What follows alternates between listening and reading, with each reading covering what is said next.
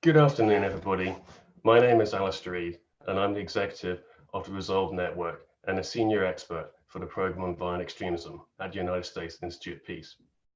I'd like to welcome everyone to part two of the 5th Annual Resolve Network Global Forum, which today is being hosted by Resolve member organization, the International Center for Counter-Terrorism, here in The Hague. The Resolve Network is an international consortium of organizations and experts committed to better research, informed practice, and improved policy on violent extremism. We provide key insights for establishing global connections and asking critical questions to enhance and inform work in this field. Our work spans thematic and geographic themes, with projects focused on sub-Saharan Africa, Western Balkans, racially and ethically motivated violent extremism, and building expertise on violent extremism research. For more on our work and to get involved, please visit our website and follow us on Twitter. This 5th annual forum is very different from previous ones. Instead of a day-long conference, this year we've prepared a series of virtual discussions spread throughout the coming months. This is the second of those discussions, focusing on the roots of far-right violence. So please be on the lookout for upcoming events in the 2020 Resolve Forum series. I'll now hand over to ICCT Director, Alexander von Rosenbach. Thank you very much, Alistair. As I said, I'm Alex von Rosenbach. I'm the interim director here at the International Center for Counter-Terrorism. It's my great pleasure to be co-hosting this event with the Resolve Network and with Alistair, who has a long and very fruitful relationship with ICCT. So great for us to be back in the same screen as it would be. I wanted to just spend a minute to introduce ICCT to those who are not familiar with it before I introduce our moderator and speakers for today. As many of you know, ICCT was founded on a single conviction, and that is we believe that the long-term security in the counterterrorism space is best achieved through counterterrorism practice and policy that respects the rule of law and human rights. And we know, frankly, what failure looks like. It looks like Abu Ghraib. It looks like devastation in Aleppo. It looks like documented human rights violations by security forces in Nigeria or in Indonesia. It also means we need to think closely about what we're doing here in Europe when we talk about returning forest terrorist fighters and their families and what rights and obligations we have to those that are affected by terrorism in terms of victims. So there are a lot of considerations at play here, and ICCT's mission on the back of that is quite simple. We exist to do three things. Number one is to build the evidence base for a human rights related approach to counterterrorism through research. Number two is to share what we know through the ICCT journal, through events like these, and through other sort of public-facing engagements with the media and otherwise. Number three, our focus is to drive adoption by working with global, regional, and local actors, sometimes shoulder to shoulder on the ground, to translate policy and research into practice. I'd very much encourage you to go to our website, icct.nl, to learn more about our work, to sign up to our newsletter and get connected with our activities and to become part of our community. Short housekeeping on the event today. We will have a Q&A that will follow the speakers. You're welcome to submit questions using the Zoom tool. We will try to get to them in as many as we can in the Q&A session. And yeah, we look forward to reading those as they come in. I want to, I guess, end today by introducing those that will be the stars of the show. That is starting with the moderator for today, Dr. Elizabeth Pearson. She is a lecturer at the Cyber Threats Research Center, or CITREC, at Swansea University, specializing in gender extremism and how to counter extremism. She has previously worked with VoxPol, which is the EU's online extremism research network, conducting research on gender in ISIS supporting communities on Twitter. And she has also worked extensively on the issue of gender in both Islamist and far-right movements in the UK through field research and interviews with activists. Our two discussants today are also longtime friends of ICCT and the Resolve Network. I'll start by introducing you to J.M. Berger, who is the author of the recent publication of the book Optimal, as well as the publication Extremism, which was released in 2018. He is a research fellow with Voxpol and a PhD candidate at Swansea University School of Law, where he studies extremist ideologies. And that's a subject he'll come on to quite extensively today. Mr. Berger is also an associate fellow at ICCT and is a researcher, analyst, and consultant with a special focus on extremist activities in the US and the use of social media. Finally, Mr. Berger is a Resolve Network Research Advisory Council member and a member of the Independent Advisory Committee of the GIFCT, or Global Internet Forum on Counter-Terrorism. Lastly, but not least, I have the pleasure to introduce you to Dr. Donald Holbrook, who is an honorary research associate at the Department of Security and Crime Science at University College London, and is also an associate fellow at ICCT. He has published very widely on topics related to the beliefs, ideas, and the media in the context of terrorism and political violence, as well as the terrorist use of the internet and terrorist information environment. Dr. Holbrook is as well a member of the Resolve Network's Research Advisory Council. That is it for me. I will now hand over to Dr. Pearson, who will take it from here. Thanks. Thanks very much, Alex, and thank you everybody for joining us today for this conversation between JM and Donald Holbrook about the far right, with a particular emphasis on going back to the future and trying to understand the historical roots of today's far right violence. So we're going to have a conversation until about sort of 15:15 and then open up to your questions. And we want to really kind of look at three areas: current threats, understanding the relevance of the past, and also the context to what's happening today and, you know, thinking about going forward. So probably the first thing to do is to talk about, I feel like I'm taking a seminar, is to talk about definitions and terminology. And this is something, Donald, explicitly you've been working on in a paper that's going to be published next year. We've been using the term far-right violence to advertise this event, but we've also been using perhaps a less familiar term, REMV, racially and ethnically motivated violent extremism. And so perhaps first, if I could go to you, Donald, and ask, you know, what is the purpose of a term like REMV? How should we be using terms, and what terms should we be using in thinking about what the media broadly calls the far right or far right violence? Thanks very much indeed, Liz, and many thanks indeed also to the Resolve team and ICCT for inviting me to be part of this webinar today. In terms of the terminology that we're using, I think it's important to try and understand where we're coming from and how we understand these key terms. I think the initial thing that we need to bear in mind when we're talking about these kind of labels, whether they're extreme right-wing extremist violence and related contexts, or indeed REMV or associated terms, is that these are umbrella terms. So they incorporate different ideas, ideologies, and movements within them, which tend to be entirely contradictory as well. There is no kind of universal consensus or thread that combines all of these movements together, which is an analytical challenge, but it also has its own practical implications and challenges as well. I think the terms that we use, the extreme right wing, for example, and REMV, what we also need to remember is that these are abstract terms. These are external terms, if you like. And I know JM has done a lot of work about the in-groups and out-groups, which are absolutely crucial to how we understand the extreme right wing. These are external terms that we use to try and describe a particular type of political outcomes and ideas.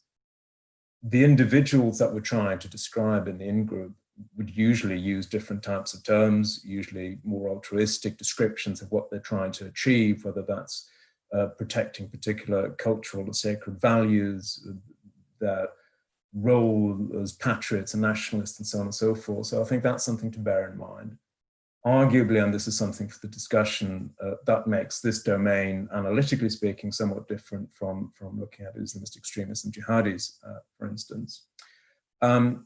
The extreme right wing is by definition not a social movement. It does not constitute an ideology because there are no common bonds that bring all these various different elements together. There is no consensus on grievance. There is no common agreement in terms of how to respond to those grievances. There's no common enemy, which is something you'd expect to find in a social movement and certainly in an ideology. So generalization is very, very difficult. When we're talking about the extreme right wing, we might be talking about slightly different things and sometimes very considerably different things and in different contexts. So I think generalization is not only difficult, but also potentially quite hazardous. I mean, this is very fundamentally not a one-size-fits-all problem. I know we know that in relation to countering violent extremism in general, but very specifically to this domain, we need to be aware of the importance of context and variation in terms of what we're talking about. So if I can bring in JM here, I think, because the terminology also differs quite. Donald, you're quite a European focused expert. JM, you're more looking across the Atlantic in the United States. But what do we think the most important strands are at the moment? What terms can we usefully use, bearing in mind that we shouldn't expect CVE practices to have this one size fits all? JM, what for you are the kind of key groups or strands that we should be thinking about right now? Hi, and thanks for having me, everybody. I'm glad to be here. A lot of the work that I've been doing that speaks to this question is based on work I did with Alistair at ICCT back in the day. And so I think that, you know, when we talk about, for me, I think about the sort of right-left spectrum as being, where do these groups go to recruit? So, you know, the definitions of right and left can be very fuzzy sometimes, and so what we think of as right wing, generally speaking, you know, just as a helpful shortcut, is sort of like, you know, if you're trying to recruit from what we consider the right end of the mainstream spectrum, then you're a right wing extremist group. Donald's doing something that's much more rigorous with his paper, so I'm not suggesting that people should adopt this. This is kind of a shorthand approach. So within that spectrum, I think there are, you know, a couple of major strains that we're looking at. One is white nationalism, white supremacy, which is fairly well established and has its own kind of subsets. We have neo-Nazi kind of ideologies are very active right now under that umbrella. The second one is sort of what we call the militia or patriot movements. And so these are groups that are overlap. The Venn diagram between these two groups has a significant amount of overlap, but there is a, you know, separate movement that is based on sort of what they would characterize as an opposition to tyranny and a promotion of liberty. All of those words may have different meanings to them than it do to us, but they don't explicitly embrace racial ideology. And then we have, this is just like such a crazy environment right now, we really have just a number of smaller, fringier groups. So we have sovereign citizen movement, which is by itself not very coherent, but its ideology is kind of, elements of its ideology are found spread throughout the rest of the spectrum. And we have a rising kind of movement that is so far sort of hovered below the level of overt extremism, which is the QAnon movement, which is a very elaborate conspiracy theory that is essentially holds that there's a secret war happening between the forces of good and a pedophile cabal that is centered around Hollywood and leftist politics. Yeah, sure. Thank you. And we'll talk a bit more about conspiracy, because QAnon is quite an interesting one in terms of, you know, where to situate that and where to situate the network of people who are involved in buying into that conspiracy theory. We often talk, the Global Terrorism Index has come out recently, and it's really pinpointed far-right attacks in the West as being a growing problem, an increase of 250% since 2014. Also talks very much about transnational movement. Is this something that is, what are the context specifics here? Can we think of this as a transnational movement? Is that too broad? Where does it help us to be specific here? Perhaps if I go back to Donald with that. I don't think that is helpful. I think it incorporates different transnational movements. Okay, I mean, going back to the fact that this is an umbrella term, there are different movements within it.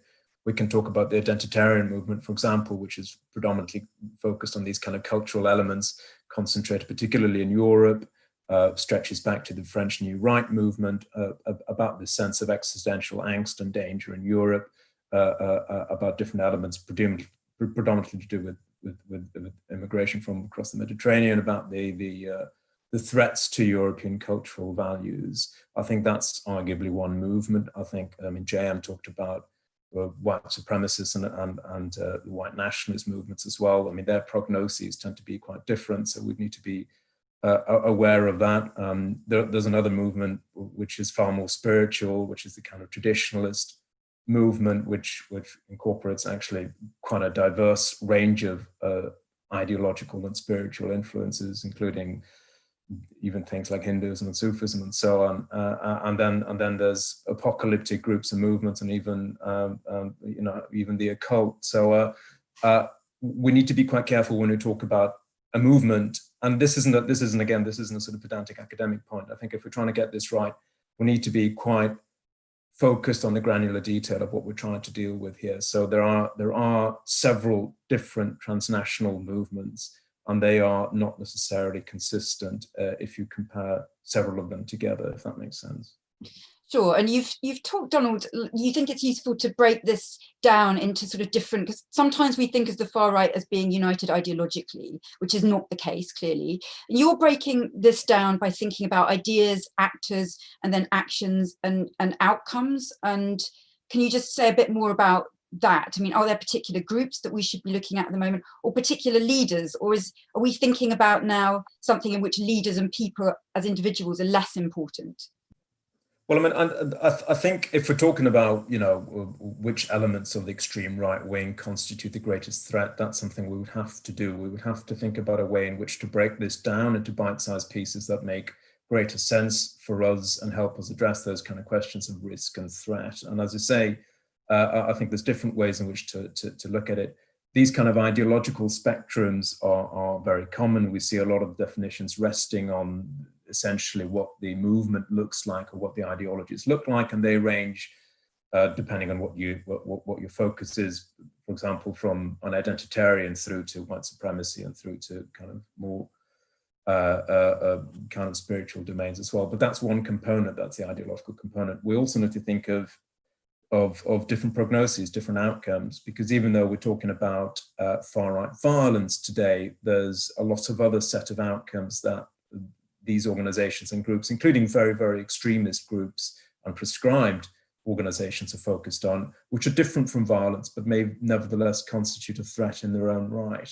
So, for example, the concept of metapolitics is something which a lot of these organizations and ideologues and groups talk about, which isn't violent. I mean, the purpose of that is to try and educate the masses, to try and get them to see the world in the same way that these ideologues and groups see the world, to try and get them to feel this sense of existential danger and respond to it. But it's almost like an educational program. It's propaganda. It's reaching out to the masses. And if we look at, the extreme right historically, it is that manipulation of politics, of methods of information and digesting the news and even the news itself, which has been the hazard there in the past. So we need to be aware of those kind of outcomes. And then a third element is as you mentioned, the actors themselves, and they interpret all this various stuff which is available to them, whether that's the ideology or the suggested prognoses, and come up with their own interpretations. There are individual terrorists, and this is increasingly in Europe a lone actor terrorist problem. We'll probably talk about that more later. Individuals like Anders Breivik and Brenton Tarrant who justify their actions through manifestos. So they're part of this, but there are also groups and organizations you mentioned. Some of them, arguably, they're less important now than they were. And then there are social movements. There are even these kind of almost online subcultures that are clusters of individuals living across the globe who come together on social media forums and articulate the same sort of grievance. So there's a tremendous evolution, fragmentation, groups come and go very quickly, some ideologies stay, some become more or less fashionable. JM, is the picture that Donald is painting, is this the one that you would subscribe to also?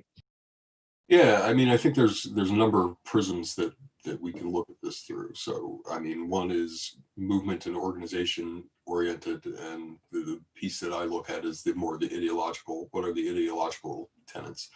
And what we find is that the ideological pieces will cross over and mutate among groups and movements. So, you know, some groups and movements will hold to similar ideological premises, and then others will sort of shift. One thing that I think, you know, in terms of the question about leadership, that's interesting right now is what we're really seeing in extremist movements, not just in the far right, is a move towards sort of anonymized leadership, where, you know, in the past, we've thought about a lot of these groups as having, you know, a charismatic leader who really represents the group and whose biography is pretty well known and whose presence is felt. So Osama bin Laden, for instance, or Anwar al-Awlaki in the jihadist movements. And in the far right, you know, figures like Wesley Swift or David Duke. And what we're seeing now is sort of this emergence of leadership-like figures who are very, very little known. We know very little about them. We hear from them very infrequently. So in, you know, the far right, certainly right now, the figure of Q, that is the sort of nominal leader of QAnon, is very absent, and is really just a series of anonymous internet posts with extremely, you know, 2-sentence kind of biographical detail known about him. And it's sort of weird when you look at it, you sort of think about it in comparison to the current leader of ISIS, who's also a very absent figure and very sketchy to the global community, at least. So, you know, I think there's sort of something strange happening in that space that's probably going to be something to unpack. And then, you know, I'll conclude just by saying that the one reason that the far right is enjoying renaissance right now is that there is certainly, while there is not a direct explicit leader who is directly explicitly speaking to their concerns, there is a very large charismatic figure around whom they are able to coalesce a lot of their activities. You just kind of preempted, I guess, the kind of next strand of conversation, which is around why we are seeing a resurgence right now, and which historical strands, JM, perhaps if I could go back to you for this, you would link to what some people would loosely call a transnational resurgence of the far. I mean, it's never gone away. Let's be clear about that. And it might be that there's more interest and focus on it at the moment due to particular attacks, but it's always been there. But what JM historically, which are the continuities and threads we see coming through that are important here? Well, in the United States, there are, you know, the two big threads of sort of white nationalism with all its subsets and the militia movement with all its subsets. And so these are a lot of, basically, sort of speaking to Donald's point, these are a lot of individual groups with individual memberships and leadership who all roughly coordinate what they believe in and think and do. And so on the white nationalist strand is really something that goes back, I get in trouble for saying this, but it goes back to the founding of the United States on the debate over slavery that happened at the very beginning of the United States and continued through the Civil War. And in sort of the run up to the Civil War, a lot of these ideas became more fleshed out ideologically. And after the Civil War, we started to see movements that really resemble what we think of as modern white nationalism in terms of terrorist activity, in terms of, you know, increasingly fringy ideologies that went through a series of mutations, starting with the sort of the Klan kind of Ku Klux Klan kind of model and language, and then morphed into proto-fascist, early, you know, kind of American racial eugenics movements that actually influenced the Nazis and then were influenced by the Nazis. And then on the other side, this sort of militia patriot movement stuff, which I think you can, is all complicated, but I think you can really meaningfully trace that back to the foundation of the John Birch Society in the 1950s, which was an anti-communist movement. And they published a lot of stuff that was very radical, and they seeded a lot of ideas that became the patriot and militia movements And some of its members also cross back over into sort of traditional white supremacy too. So I think that's where it's really coming from. It's interesting you talk about the founding of the United States, because of course colonialism was it's a gendered project, it's a racist project, and we're talking about groups now that have a different relationship to the states within which they're active than, for instance, jihadist terrorism. Often they're just they're an amplification of state norms, whether those are race or gendered norms. To move to Donald, bearing in mind what JM has just said, sometimes we think about a new and an old far right. Do you think those distinctions are meaningful at all? People talk of a shift to a cultural racism from a biological racism. Is that meaningful and a useful way to think about this, especially in terms of challenging? I think it is and it isn't. I mean, that's not a very helpful answer, but I think what's striking here is that aren't new. We're seeing a resurgence of ideas that stretch back even pre-war, and certainly in kind of the years just after the war, where different ideologues and movements and schools were searching for ways in which to frame the world and everything in it, to search for alternatives to a democratic form of government. Some of that is fairly kind of down to earth, and some of that is very, very focused on kind of more spiritual things. And there are all kinds of different interpretations about temporal things, and as you say, gender is a very strong part of that as well. Who's part of the in-group, who's part of the out-group, and why? And there's fusion with ideas coming from the US. But I think what's striking in looking at what the scene looks like now is that we see stuff like Siege. I know JM is the expert on Siege. I mean, this is a body of work which was written in the late 1970s and early 1980s. The same about the Turner Diaries, I think, is also of a kind of similar vintage, late 1970s. So I mean, what we need to try and ask ourselves as well, you know, what else has changed? The ideas are clearly not, they're not new. They're being repackaged and they're being pitched for and by a slightly different group of people. They tend to be more educated. We see university campuses emerging as these kind of areas where these ideas appear to resonate, which arguably we didn't see so much in the past. So I think we need to ask slightly different types of questions. It isn't as if a whole new set of ideas has emerged. It is more that they're resonating differently with a new group of people. And I think we need to ask why. Why is that happening now? Sorry, JM, just to go to you there. I mean, are we seeing, thanks Donald for that. Are we seeing cycles then, would you say, of violence? And, you know, Donald mentioned that you're analysing Siege, a neo-Nazi, extremely violent compilation of texts. You described it as a bit of a word salad to me. And what's the relevance of looking at a text like that now? And can you see, and looking back, cycles and evolution? So extremism is definitely cyclical, comes, you know, different flavors of it come and go. They don't, you know, really, very actually kind of unusual at this point to see an extremist movement completely die out. It's die-hard adherents will hold on for a long time, and sometimes they manage to sort of rekindle things. So we've seen cycles of violence in this country.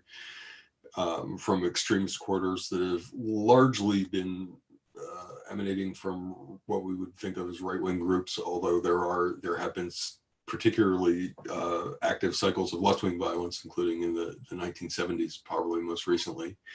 I think that really, you know, there are a variety of factors that can drive movement into resurgence, and one of the key factors is uncertainty. Uncertainty, as I wrote about recently in the Atlantic, creates an environment in which people are more receptive to extremist ideas, because when they're not sure what's true, they will cling to what their fellow identity group members believe.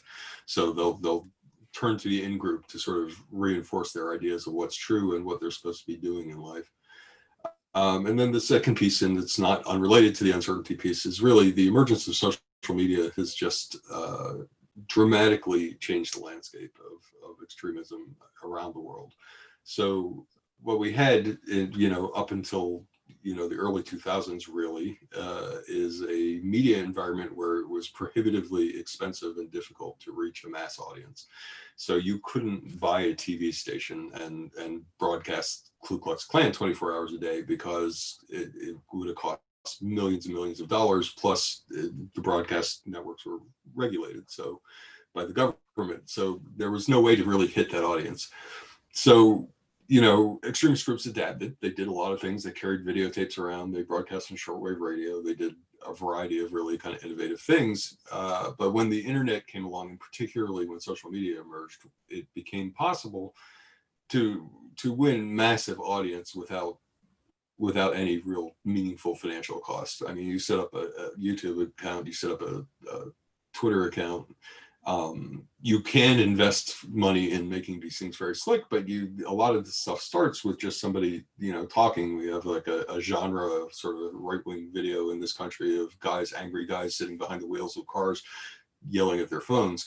And so you can build an audience of thousands or hundreds of thousands or millions of people at a fraction of the cost of what it would have cost you back in the day, and without meaningful gatekeeping activity. So we are seeing now social media companies are trying to enforce some norms very unevenly, but the gatekeepers of a social media presence are far weaker than the gatekeepers of broadcast television.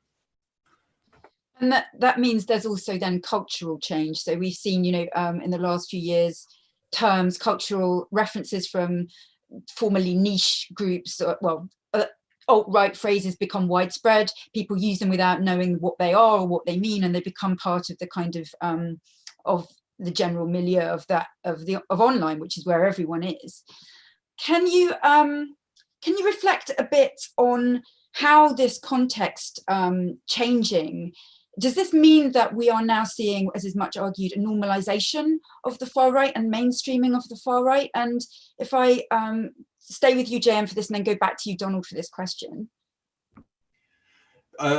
Certainly we are seeing that. I mean, that's not just a function of social media, although it would be very difficult to unpack social media from the impact of social media from the sort of rise in normalization of far right rhetoric.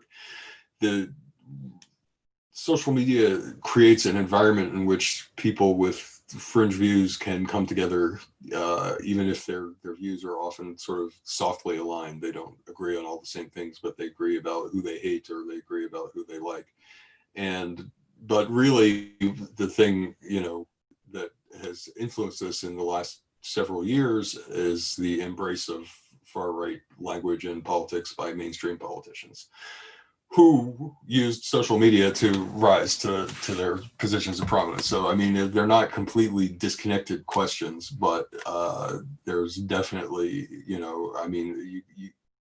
in many ways, you can't substitute a charismatic leader. You can't do this kind of leaderless resistance idea that has been very popular in the right wing, both in this country and in Europe and abroad. There's no substitute for a charismatic leader. A charismatic leader can move people by the millions. Donald, if you could take that question. Yes, I mean, I think as regards mainstreaming, certainly, of course, the first thing to mention is that's nothing new, and arguably with things like certainly anti-Semitism, which was broadly accepted decades past, and political entrepreneurs would use that to their benefit. The situation there has changed, and that is now more a peripheral phenomenon than it used to be. But nevertheless, we see this coming in waves, as we've already mentioned. And in that sense, I would agree with JM that obviously social media is key to those kind of affordances, that it is now so easy to create these kind of networks and to provide alternatives to mainstream news media, which didn't exist there before. I think all of these things are tied together. I mean, as JM mentioned, uncertainty, and we certainly have research suggesting that there's a very close relationship between this kind of this sort of sense of acute uncertainty about your place in the world and your belief in conspiracy theories. And as we know well, conspiracy theories are a central pillar of the different ideas that constitute the extreme right wing. So I think that's something to bear in mind as well. And there's also this kind of sense that is resonating with people in different ways, and perhaps to a greater degree than it did in the past. And that's also related to the fact that people get their news and their digestion of events, not necessarily from established outlets anymore, but via social media. And this coincides with growing uncertainty in the world, no doubt demographic and socioeconomic issues as well, and reduced trust in mainstream or what used to be established news outlets as well. So I think we need to look at all these things together.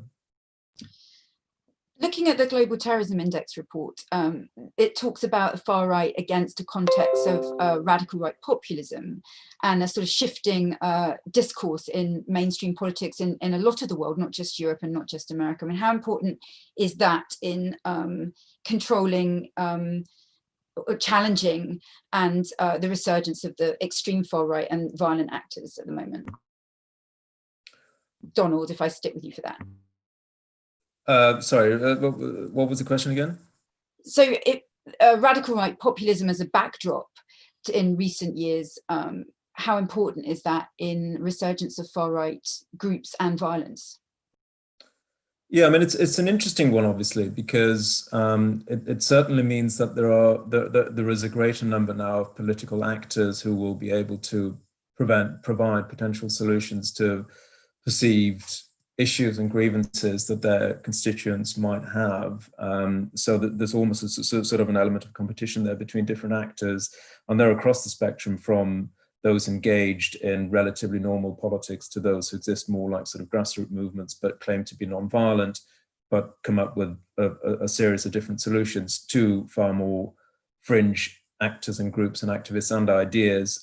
So I think the backdrop there is that there's confusion in terms of the sort of prognosis in terms of the solutions on offer to the various grievances that people see. JM? So I think that's a complicated question, but, you know, and I'm not a political science, so I don't want to speak too much about populism and fascism. But what I can say is that each of those movements, I think, can exploit extremist ideas to their benefit in different ways. And so I think that, you know, when mainstream politicians see a benefit, and when there's enough people who are extremist leaning or who adopt critical elements of extremist belief in a population that politicians feel they need to cater to them, then those movements get stronger, and the people on the fringes of those movements get stronger, and they keep pulling it relentlessly, you know, in this case to the right, although you can have a similar dynamic could play out on the left. There are sort of interesting questions that are probably beyond our scope today about right and left susceptibility to these pleas. But ultimately, you know, I mean, there's just a huge amount of energy and being poured into spaces where extremists can thrive. It's where you have calls, particularly with populism and fascism, both of which I think are seriously dangerous elements of our current mainstream political scenes, certainly in this country and in places in Europe. You know, you're just giving extremists a huge amount of gasoline, throwing gasoline on the fire, and such movements are really fueling the problem. I want to stay with you, JM, just moving to something as we've got, before we open this up to questions from the audience.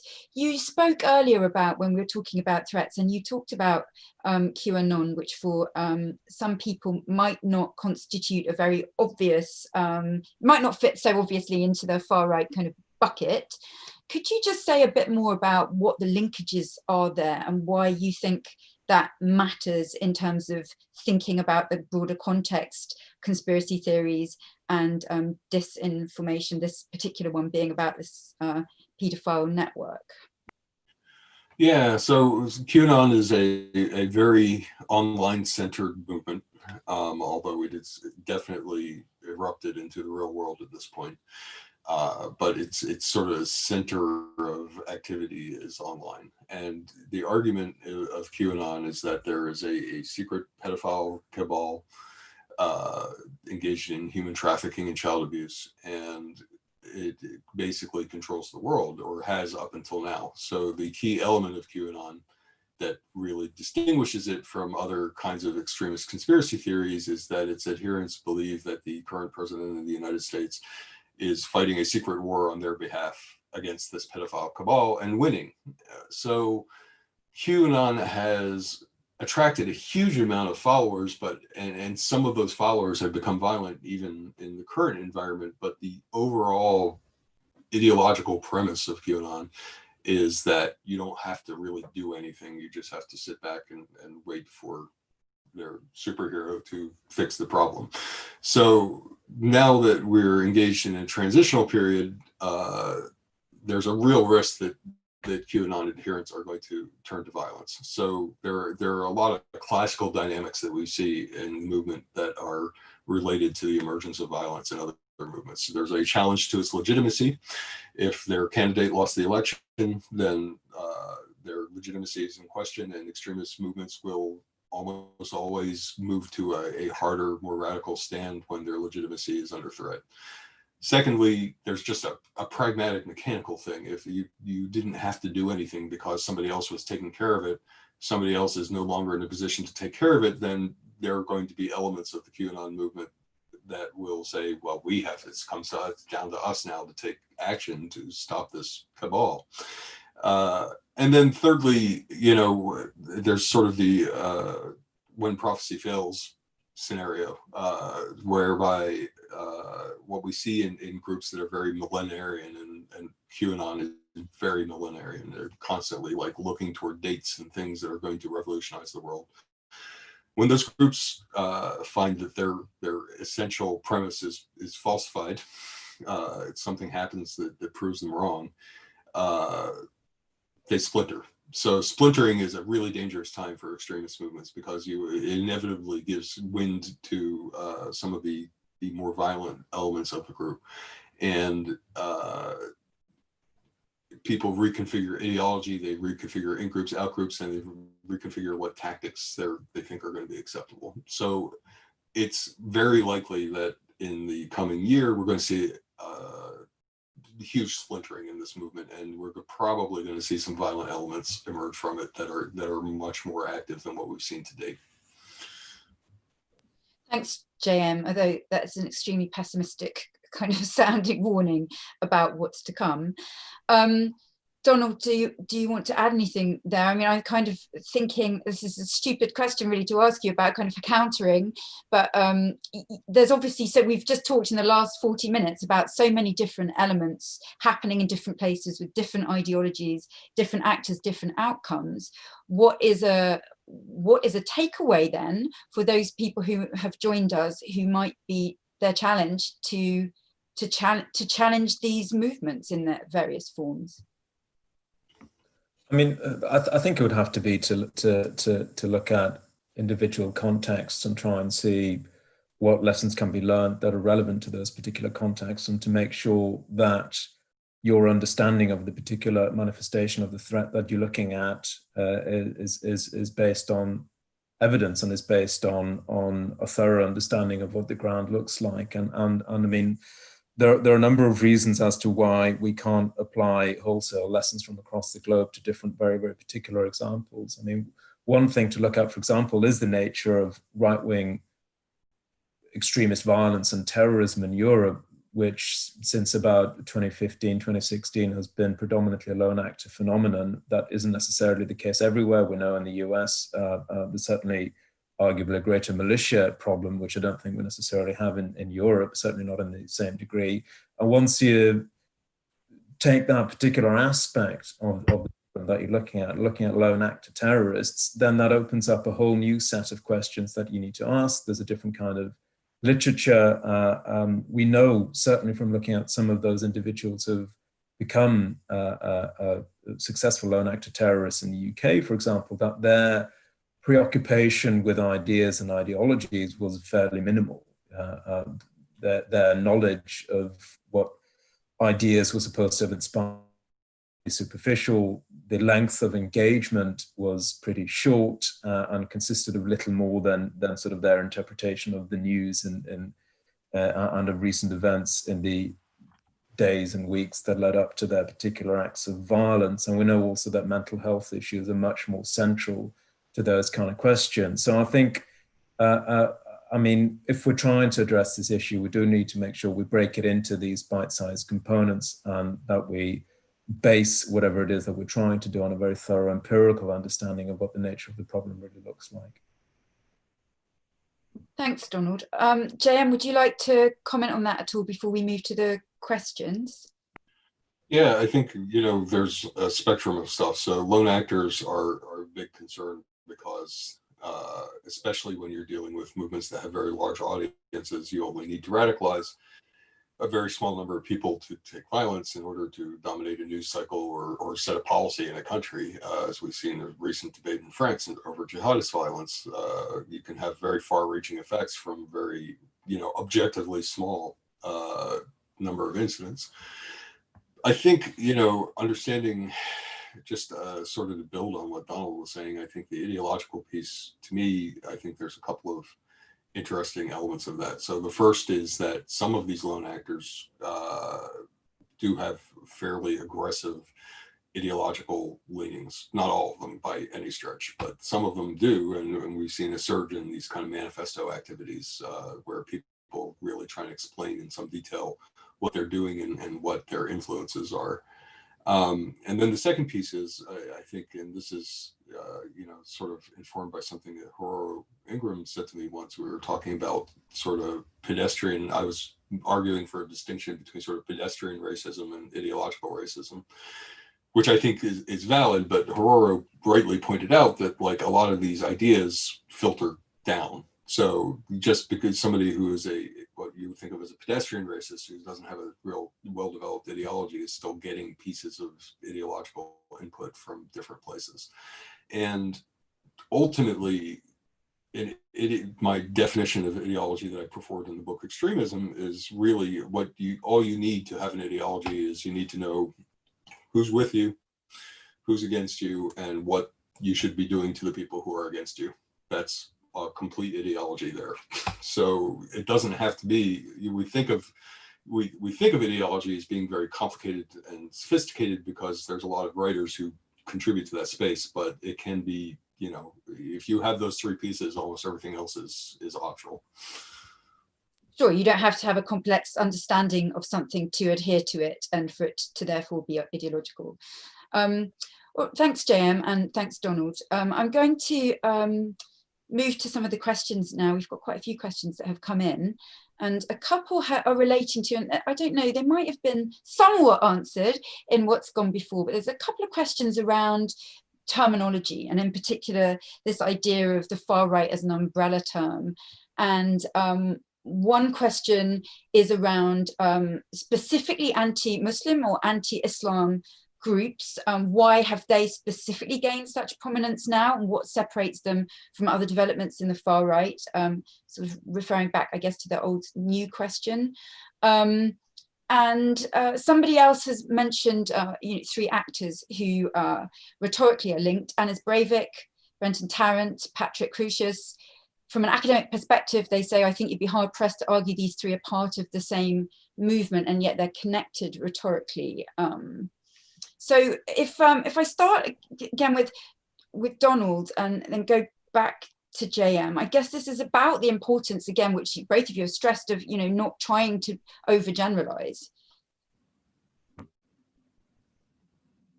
I think so, yes. I mean, I think looking at specific currents whilst keeping in mind that there is a fusion between them, particularly, and that's partly due to technology and the fact that social media makes these kind of particular boundaries more ambiguous. But if we do look at the different kind of ideological currents that constitute different elements of the extreme right wing, we certainly have, and I know that that was the first question, a very distinct anti-Islamic component, which I would imagine you'd put under that kind of identitarian heading, which stretches really back to the sort of the French New Right movement, but also kind of writings by people like Guillaume Fay about why we fight, about what what the nature of the existential threat to Europe looks like, which is very much focused on the perceived ills of non-European cultures. Interestingly, in Fay's writing, that wasn't limited to influences from across the Mediterranean, but also to things like American hegemony and sort of materialism from the US as well, looking very much kind of pivoting towards the kind of Russian and Eurasian model instead. On the counter-jihad element, I don't know if you would call that a movement, but I would group that under that heading as well. That's one element, and then you have others who are much less preoccupied with Islam, are much more preoccupied with things like anti-Semitism, and there's even those who seek inspiration from jihadi groups and movements for various different reasons, whether that's purely due to that kind of cosmetic element and by way of provocation, or occasionally through somewhat more dense engagement with some of those doctrines as well. Yeah, and I know when I've spoken to anti-Islamist extremists in a UK context, I mean, they have been very mobilized by local issues very often, which is it's a mobilization strategy, but they're genuinely mobilized by them, and they're also mobilized by, I guess, kind of state rhetoric to some degree. They feel justified by the cherry picking aspects of state rhetorics that chime with, and they feel justify their engagement in anti-Islam movements. JM, do you want to speak to that question at all? Yeah, so on the first question, I think in the United States, I think there's a different dynamic from some of the European movements, although I will say the French New Right is very influential in sort of how things have unfolded in this country as well. I think for a lot of actors in this country, anti-Muslim rhetoric was opportunistic. So they were always there. It was always there. It was always part of this kind of movement. The people who are not white in general, incorporated under sort of anti-Semitism and racism. And after September 11th, a lot of these groups saw openings to exploit that. So some of them were influenced from that sort of French strain of New Right thinking and identitarian ideas, while others just added Muslims to the list of outgroups in a more aggressive way. Again, it's not like this came out of nowhere. It was there before, but it was a useful talking point for them in the post 9/11 environment. As far as the sort of Crusius, Breivik, these kinds of figures, I think that what we're seeing is that sort of there's a almost kind of a manifestoism happening in some of these circles, whereby people are motivated by manifestos and consume them, and then write their own manifestos when they take violent action, citing previous manifestos, which I've written about a bit. I think that there's a sort of cafeteria effect with these manifestos, because there are a significant number of them at this point. They range from being relatively short to relatively lengthy. Breivik's in particular is just a smorgasbord of ideas, which you can pick and choose from. It's so long that not too many people probably read it from front to end and adopt the viewpoint in there, but they take pieces of it that are useful to them. So I think that's something that in a social media environment, really this kind of picking and choosing of ideological elements has become more common, where you see people roll their own, so to speak, ideologies, and they believe, they see enough, they're inspired by somebody's action, somebody's move to action, and their desire to articulate that, and they emulate that without necessarily adopting their ideology wholesale. So let's stay with the ideological point, and there's a question about gender, and particularly about male supremacism. We talked about white supremacism, which is often linked with male supremacism. we talked about racism. You talked about it as an everyday thing, obviously, and many people are victims of everyday racism as well as neo-Nazi or white supremacist racism. How, so in this broad umbrella term, the question is of the far right, how do we fit groups like incel movement, and how does violent misogyny fit here? And both of you, if I stay with you, JM, and I may contribute to this one also, as this is my sort of, this is what I'm interested in, obviously, very much so. But JM, I'll go with you first. So I think that, you know, the role of gender in these movements is really fascinating and you know, is starting to get sort of focused study by you and by other scholars in a way that hasn't before, which I'm glad to see. I think that, you know, when you look at sort of the two biggest extremist movements that we talk about in terms of numbers and violence in the world right now, we're looking at the far right and jihadist movements. Both have a strong strain of patriarchal misogyny or misogynistic patriarchy, depending on how you want to frame it. I think that, you know, I'm really interested in seeing research that comes at this probably from an area of individual psychology, which I'm not qualified to do myself. I think that, you know, my off-the-cuff kind of thinking about this is that gender is the first identity that people are usually introduced to, and the first identity on which norms are enforced for children in their developmental years. And I think that how gender norms are enforced on a child may affect how they react to other identities in the future. So, you know, and I think that that can account for the fact that not just misogyny, but also, you know, homophobia and anti-trans views that go with a lot of these movements. We don't talk about those things as much, but they're clearly present in both movements. And I think there's probably like an interesting thread to pull on in terms of developmental psychology. Thanks, JM, for those reflections. And Donald, did you want to add anything there? Well, I mean, I would refer to your expertise on this, but I mean, I think gender is a theme that is absolutely central to these things. I mean, the perpetrators are in the vast majority of cases male, and we know that gender issues are also part of the outlook and the grievance. And I think that ranges from the kind of manosphere celebrating masculinity, sort of the nostalgic sense that you know, that something has been lost that defined our societies, and an effort to try and regain that sense of gender roles all the way through to incel violence, where I think you have another Venn diagram where elements of it are related to the extreme right wing and others might be slightly more on the single issue side.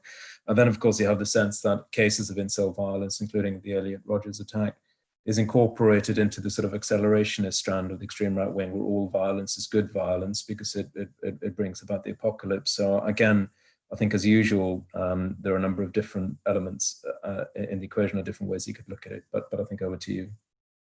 No, I think the differences are really, really interesting, because the far-right groups traditionally have been organized around a kind of gender binary of very defined roles for men and for women, so and linked in with nostalgic kind of idealized ideas of how men and women should behave, and they are bought into by women as well as men. Obviously, like you mentioned, Donald, a lot of the violent actors are men, but not uniquely so, but in across different ideologies, that tends to be the case. But women can buy into these groups because they also oppose particular forms of feminism, or what they understand as different forms of feminism. So it's quite interesting to see where that fragmentation happens, how different groups embrace different gendered ideologies, and radical right groups who counter Islam are more open to the inclusion in leadership roles of women. But then we also see backlash. We see alt-right women leaders facing a lot of online backlash because they've gone in front of the camera and they're not at home, breeding the next generation So a lot is around kinship, it's about family, and obviously gender is very, very important in that.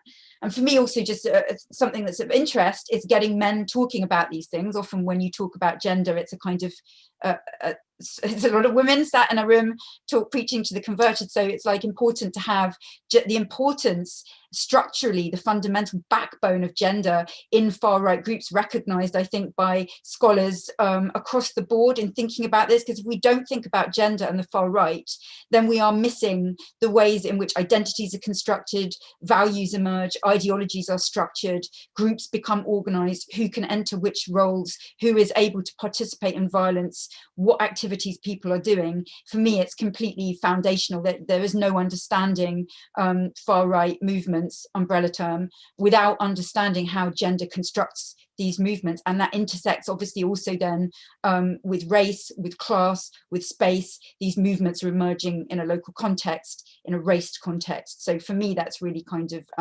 important. The question about misogyny, I think misogyny is important, and I'm happy to see people recognizing the role of misogyny in different extremist groups. Misogyny is worth fighting in and of itself. Often, you know, women's agendas are securitized around these issues. I'm not in favor of that, but recognizing the ways in which harms are done to people of color, to Muslims, to women through these groups is extremely important. So I am all for more research. Donald, you mentioned more empirical research in all of these areas is really important. I like to talk to people, other people like to read texts, and all of this research comes together to kind of give a holistic picture, I think. There's a question which I think sort of is also slightly about this idea of what we know and the research we've got already. The question says, what area is less explored? Where do we need to focus? It says, given the fact there's far less material in this area when compared to jihadism, I wonder if that's true, that there is far less material in this area, because actually scholars of fascism studies have been, you know, actively working in this space for a long time. I think perhaps it's terrorism studies has been somewhat, if that exists, as these sort of disciplines, a little bit constructed, but I wonder if that's true, if you feel that's true, and what you both feel the next area of empirical research, you know, what is it that we really need to know that is missing? Donald, if I can come to you first. Yes, I don't know if that is true. I think it's worth flagging up some really, really good recent work, and there are a number of actually books that came out this year. There's Hate in the Homeland by Cynthia Miller-Idris. There's an edited volume on researching the far right, which is the Routledge volume, which I think is really helpful. There's Graham Macklin's book called Failed Fear as a History of Britain's Extreme Right. These are all books that came out this year. So there's certainly a huge amount of very, very high quality research, in addition to the reports and the studies being done by ICCT and the forthcoming reports from Resolve as well, and a number of other areas of expertise and research, looking at both thematic areas and geographical areas.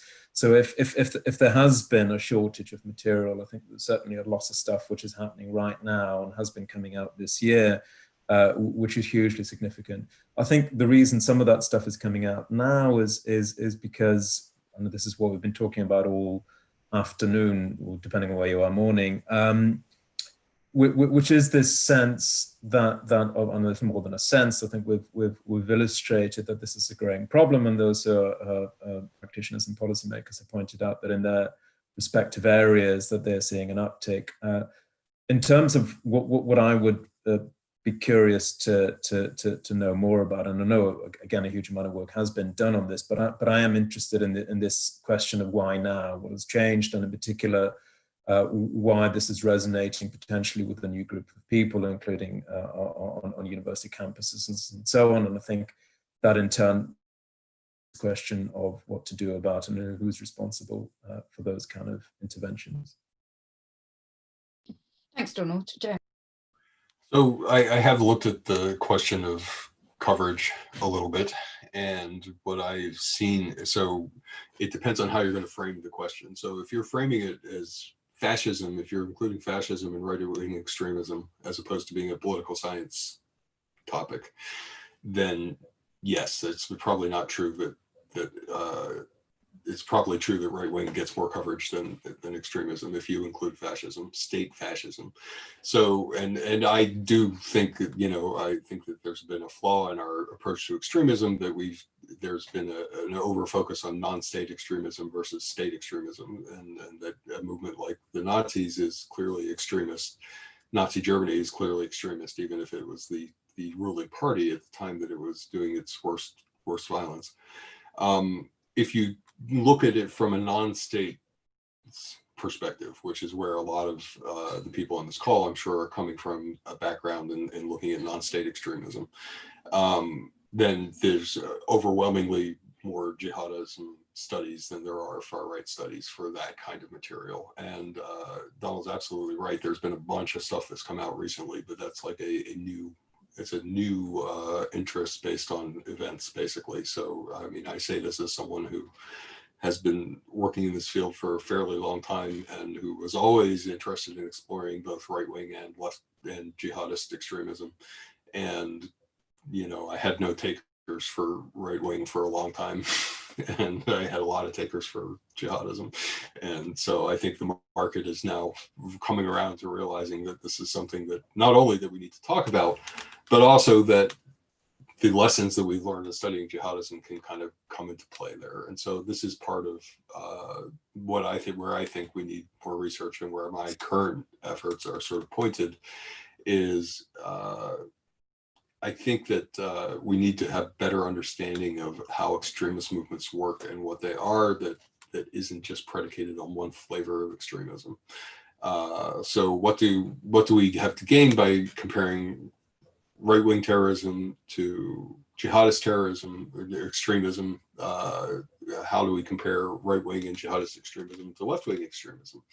How do we compare them to different kinds of nationalism that may not fit in a good box? And there's a tremendous amount of stuff that we need to really unpack in there. So I noticed, I sort of glanced over some of the questions, and somebody mentioned the Uyghurs and Rohingya, and with really falling behind on studying that stuff. Those are huge issues, and to some extent, this bias against considering state actors as extremists has influenced that, when there's obviously a connection between what's happening in those spheres and the other kinds of extremism that we study. So a lot of my efforts over the last couple of years and going forward are really, trying to create a definition of extremism that allows us to study things that are obviously extremism that we haven't before. And, I think that a lot of the problem in this that I've written about a bit and will be writing about again is that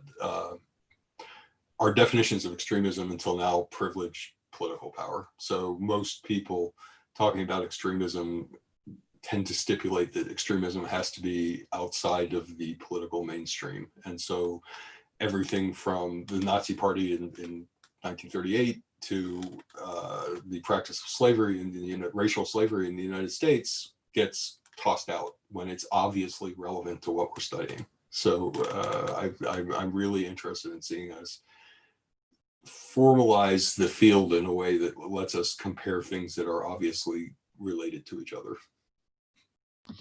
Thanks, JM. And I guess, most definitions, policy definitions of extremism keep that relativism in there. They want that extremism is understood as something which is very distinct from mainstream discourse, whereas your definition allows discourses that are mainstream but to be seen as extreme.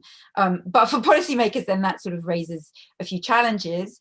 I think you probably answered a question there that was posed by Rajani Sharma about why authorities or governments have turned a bit of a blind eye on right-wing terrorism, and why security authorities have ignored that issue. And a lot of it's to do with, you both said, it's about responding to events, it's about funding streams, it's about what is framed as extreme, and that's where your definition, JM, kind of helps probably there. Donald, did you want to, or JM, do you want to say anything else on that? I would just say there's also a pragmatic calculation that governments have to make about how many people in their population are radicalized and what those people would do if you crack down on them. It's an ugly kind of thing to think about, but it was easy for the United States to launch 1 million CVE programs targeting Muslims because Muslims are about 3% of the United States population. at the time that those programs started. I don't know what the current number is. Whereas if you're going to target right-wing extremism, if you're lucky, that's 10% of the population, and realistically it's probably more like 20% of the population. And so you have, as a politician in a government, the pragmatic consequences of trying to crack down on that kind of extremism are way different. So obviously, if white supremacists were subjected to a effort on the scale and with the scope of what has targeted Muslims in this country, there would be blood in the streets. So to me, this is probably an argument that we should be doing less targeting of Muslims and more thinking about general principles and kind of finding innovative approaches to this. I mean, I think it's pretty clear that the US CVE environment has disproportionately targeted Muslims and excessively targeted Muslims. Yeah, I've done some stuff with Emily Winterbotham at RUSI on this, and it's just very clear that the logics of countering violent extremism cannot work if you're thinking about the far right, because those logics are always predicated on understanding extremists as emerging from a minority community and who is in need of assimilation. And this is not the problem when we're thinking about the far right. And if you try and understand the far right as a minority problem within European, American, Western context, then you are ignoring all the continuities with cultural practices, with everyday racism, with state practices, and that just is not going to be a solution. Donald, you had your mic off there. Did you want to come in and say anything? Well, I think, I mean, I'd agree with what's been said. I think one of the added challenges there is, and I think this refers to previous points of our discussion, is where those kind of boundaries of extremism lie. And I know we've talked a lot about, and policymakers have tried to grapple this issue as well, because, I mean, I know we're talking here about far-right violence, but there's questions about the nature of that violence. There's all sorts of different violence on display. Street violence is actually much more common, but that has huge implications for things like community cohesion and these kind of different aspects of the threat. And then, you have organizations, including those that have been prescribed as terrorist organizations, that actually focus much less on organizing violence themselves. They focus much more on trying to get other people to do the violence and to inspire acts of violence and to sort of undermine the democratic process as well, which they will present as being fundamentally unrepresentative and illegitimate. So I think, and again, this refers to kind of the points we were mentioning at the beginning of the discussion, is that there are various different ways in which this phenomenon causes risk and areas of concern, and the responses to those will be quite different depending on what you're looking at. Yeah, so the divides between non-violent extremism and violent extremism here, perhaps in a sense, with the threat to democracy, the threat of polarization, social instability, these things are huge threats that the far right poses to states within which there is some overlap within some of the core beliefs, nationalism, for instance. So these are different kinds of threats, but it's difficult to quantify which is the bigger threat. They both pose threats in particular ways. There are a couple of questions specifically around the issue of far-right violence, and referring specifically to vigilantism as a threat explicitly, and militia groups. And we've touched on this already, Donald. You mentioned that this was less of a European problem. We do know that there is a kind of foreign terrorist fighter issue around the far right, with Ukraine as a sort of learning ground for people who want to be involved in paramilitary far-right groups. Do we need to make a distinction here about militias, vigilantism? And perhaps if I can go to JM first with this, because you've talked about this in the American context. Yeah, so in my framework for talking about extremism, one thing I tried to emphasize was that, not only there are different types of violence, and there are also different levels of hostile action. So I use hostile action as a sort of the linchpin of the definition of extremism, that you believe your in-group, your group has to take hostile action against an out-group, somebody else's group. in order to secure the health of the in-group on an ongoing basis. So you can't separate that kind of hostile action from things. And so once you get into the concept of hostile actions, there's a huge spectrum that goes from, you know, very mild kinds of things, relatively, it's not mild if you experience it, but relatively mild, such as things like shouting a racial epithet or putting racist graffiti up, as opposed to, you know, genocide on the other end of the spectrum. And so vigilantism falls in between those spaces, and vigilantism is a particularly difficult and complicated problem because it involves co-opting the state's monopoly on violence and attempting to take on those trappings for your own movement, to transfer the monopoly of violence from the state to your group. So I think that, you know, we're likely to see a fair amount of vigilantism in this country in the next couple of years.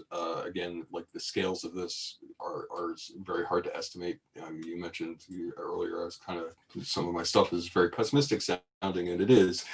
I think we have to police ourselves. I think we have to check ourselves on, you know, it's easy to have a doom bias doing this kind of work. And there's also a lot of worst case scenarios that we need to prepare for that may not hopefully happen, such as around the US election. I think that a lot of us were very worried about vigilante violence taking place on election day. And it, for the most part, didn't happen.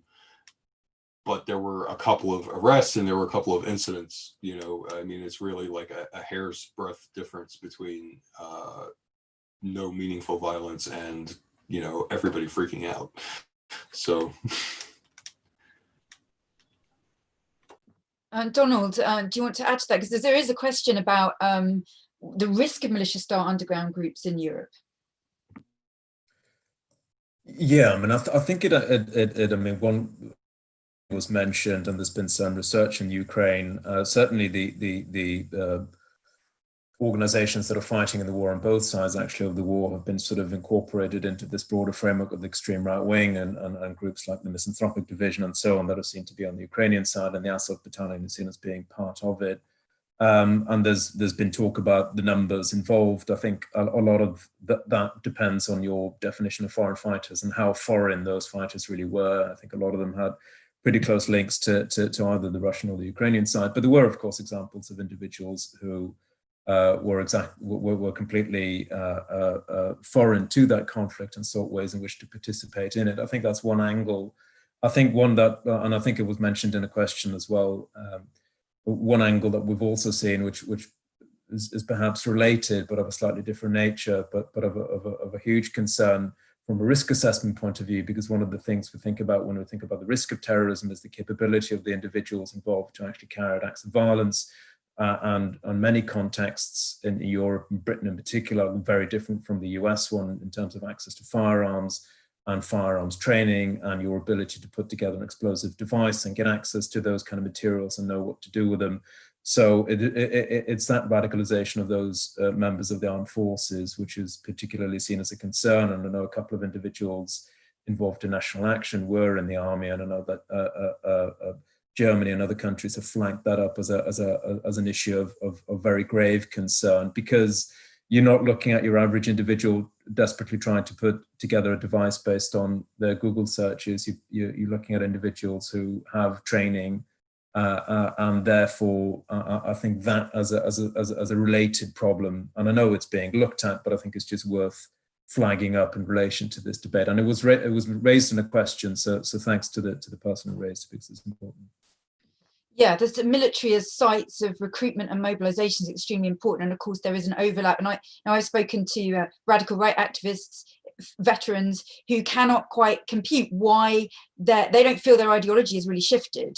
One minute they're in the army and that's fine and they're celebrated, and the next they feel they have the same ideology and now they're being frowned upon. So those overlaps in terms of military, I think, are really important. We've got around 5 minutes left, and there's an important question on tech and the internet. So Joe Burton has asked about live streaming of terrorist violence, and then also dark web encrypted sites and the displacement of, and there has been a push to to sanitize online spaces to some degree. It worked with Islamic State. It's more difficult when you're thinking about the far right. I'm going to go to you first, JM, because you've done a lot on online.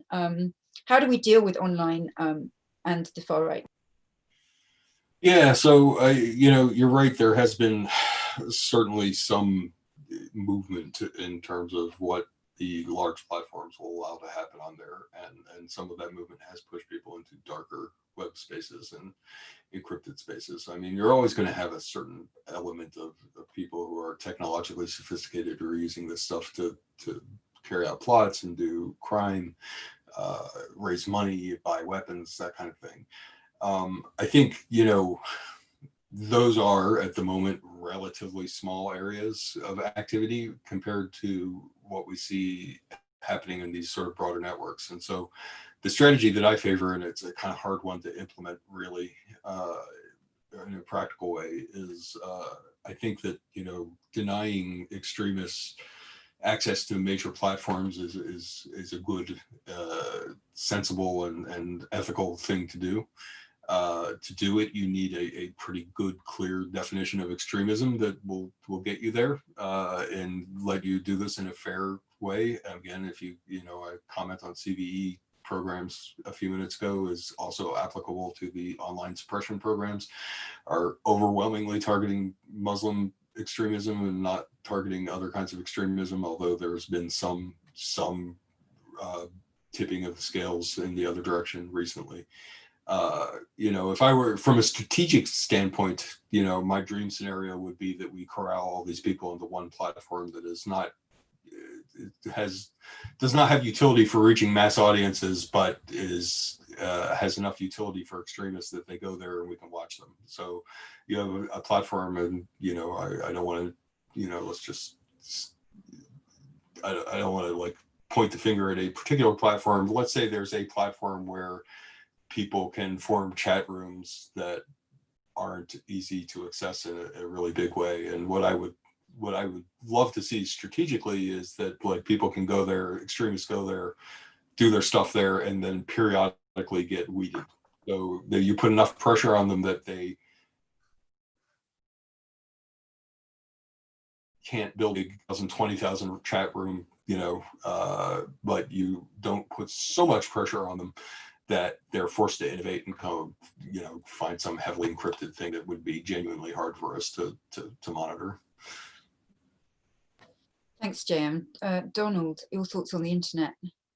Yeah, I mean, I think it's important not to reinvent the wheel, because there's a huge amount of knowledge already and research on terrorism on the internet, extremism on the internet, how that aids and facilitates the emergence of extremism, whether that's to do with the spread of ideas and spread of new ideas, terrorists' ability to exploit new technology, and certainly live footage during an attack, I would say, is part of it. And precedent is very important in this as well. Once you give somebody the sense that something is possible, arguably that raises the risk that somebody else will try it. And if then that's certainly going to be part of it as well. And then there are other ways, non-ideological ways in which technology and the internet can facilitate things as well.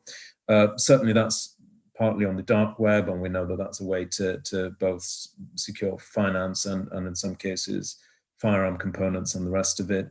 And then there's the open web as well, where people are on social media platforms talking, but then arguably there's something in the middle as well. There's these kind of hybrids, spaces online between these kind of areas that aren't necessarily on the dark web and aren't on the dark web, but they're certainly hard for us to access. So even parts of some of the Discord parts as well, I would put in that category as well, where and certainly some of the Telegram chat rooms as well, where different types of activities and conversations are taking place that are using both audiovisual and text means to bring people together and talk about different ideas. I think very much part of this. Yeah, and we know there is a lot of work done by the big tech companies in collaboration with Tech Against Terrorism, GIFCT, to help smaller companies in kind of the challenges. we're going to have to call it, we're going to have to close in a moment, but perhaps in 30 seconds, if I could ask for Donald a couple of closing thoughts. And sorry to people who asked questions that we didn't get time to come to. There's loads more interesting questions there. And then I will hand back to Resolve. So Donald, it's not an easy one to have 30 seconds of closing thoughts on this vast topic, but that's what I'm asking of you. Well, I mean, I'll go back to the points that I mentioned at the beginning. The extreme right wing incorporates different movements. They are often not internally consistent, and they advocate different problems and different prognoses to the grievances that they communicate. Those problems are then picked up by different sets of actors, and I think they require different responses. This is not only and exclusively a police or intelligence problem. This is a much broader issue.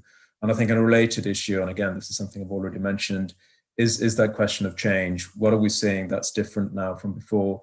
I feel that the ideas, as I mentioned, aren't new, but the people who are picking them up often are coming from different categories than we've seen it before. And I'll be concerned about that. And I also think we need to ask why. Thank you. Jim. I think, related to what Donald said, I think that we're looking at an environment that is just incredibly not only diverse, but chaotic. There's just a huge amount of change. It's very hard to forecast where it's going.